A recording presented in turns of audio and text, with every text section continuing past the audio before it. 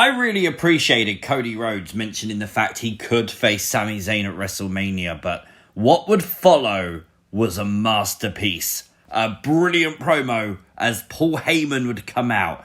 The pure emotion on both Paul Heyman's face and Cody Rhodes' face as they relive stories of Dusty Rhodes, Cody's dad.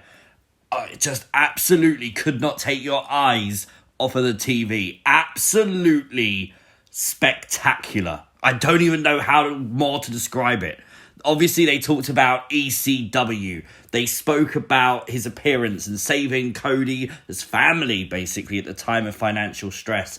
And obviously, you know, they talked about the Performance Center and how they turned that emotional promo into bringing out the most intense Cody we've probably seen is brilliant. What a roller coaster of a promo. And just that line, that end line, you, Cody Rhodes, were your dad's favourite son. But Roman Reigns is the son he wished he had. What? Oh my God, things have got personal and it's not even Elimination Chamber yet. This is things you might have missed from Monday Night Raw. Make sure you hit the like button. And if you are new to the channel, hit the subscribe button too. Week 2 with no Alexa Bliss on Raw. Obviously with a huge story with Howdy. You gotta wonder what's going on that she's not there. But massive shout out to Dev who sent me this on Twitter. You can see this, a video from Logan Paul's friend. And you can literally see Howdy backstage wearing the mask. And you can see probably a better look than we've ever seen of the Uncle Howdy physique. Bayley will be on NXT tomorrow night with special guest Toxic Attraction. That's going to be must-see. Like the main event tonight, the steel cage match, Becky, Bayley, and I'll say it, the fact that this was postponed a few weeks didn't hurt the story at all. In fact, having Bayley show up at like live events wearing Seth Rollins' t-shirt after that promo last week, genius. But it was the shocking return of Lita coming out to actually even some odds for Becky Lynch's favour and actually helping Becky Lynch to secure that victory against Bayley. The question is though, where does this go next? I've got no idea, but I cannot wait to find out. Raw would emanate tonight from the Amway Center, the home of the WWE Thunderdome, but we got to admit, right, it's so much better with nearly 10,000 fans in attendance. We'd start off the show with Edge and Beth Phoenix. But did you notice Edge? He gave Beth a rated R pat on the butt and then she put him in his place. I thought that was brilliant. Edge would actually mock the fact he's had so many returns, which I thought was quite good. And then, of course, he would be interrupted by the Judgment Day as Damian Preist. Oh no, it all went wrong for Damian. He said money. He thought he was going to Money in the Bank, but dude, it is the Elimination Chamber. He did recover quite well, though. Edge would make so many jokes at, obviously, Dominic Mysterio's expense, talking about dropping his drawers in the clink, and also the fact that Ray's going to 619 his teeth down his throat.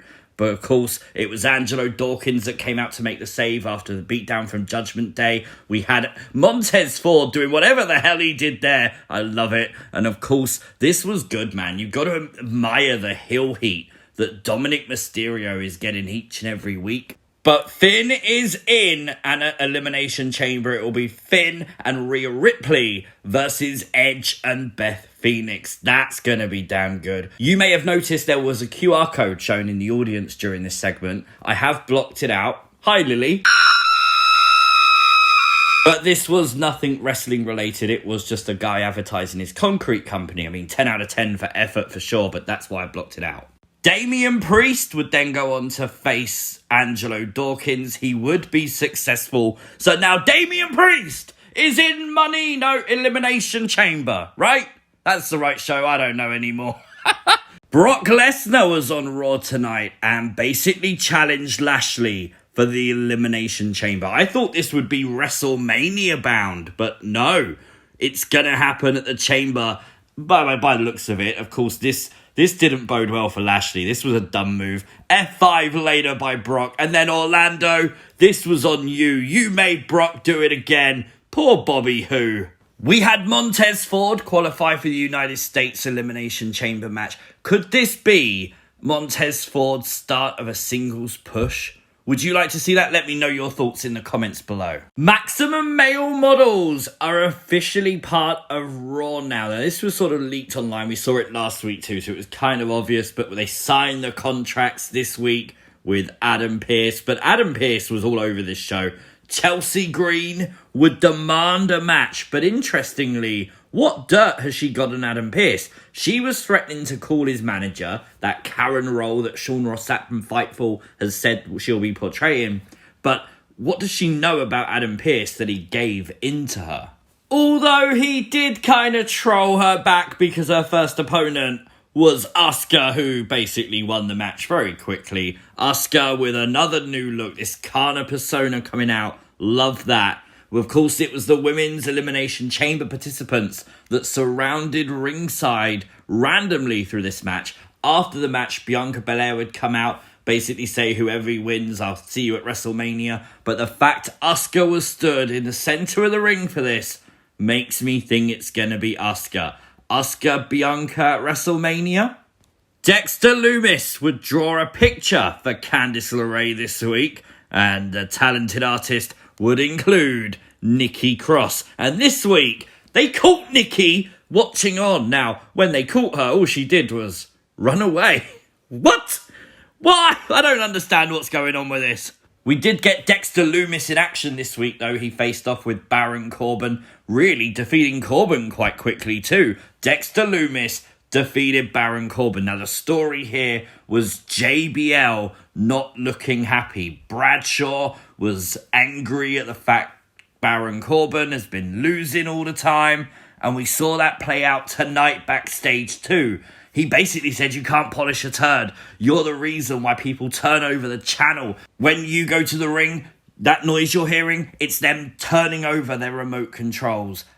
Absolutely heartbreaking breakup. No idea what's next for Corbin, but note the Hurt Business in the background. Perfect continuity by WWE, as we then had MVP accompany Cedric and Shelton, who were made to look $1 million tonight in their match against Alpha Academy, to the win with MVP in their corner. Is this the bricks being laid for a full Hurt Business reunion? It's worth noting that Carmella had a new theme song tonight, and it looked very similar to Lita's as well. It almost seemed like an opportunistic character for Carmella that she's portraying now, which is fine. We saw Piper Niven in action after she dropped the do on 3 competitors, was dominant throughout the match. It was that opportunistic Carmella who would secure her final spot in the Elimination Chamber match. Who's a part of Boog's crew? I love Boogs. Rick Boogs is my spirit animal, I'm telling you now. And after Miz effed up, well, guess what? We're going to get a rematch next week with Miz in his wrestling gear. No excuses. Rick Boogs was boogsing out. And I honestly, this guy is just so charismatic. How can you not like Rick Boogs? I thought Raw was a good show this week. Honestly, very solid. 8 out of 10 from me. Let me know your thoughts in the comment section down below. If you haven't already, make sure you go ahead and hit the subscribe button. Turn on notifications. You'll never miss another upload. Like, share, all the good stuff. And I'll see you next time. Peace!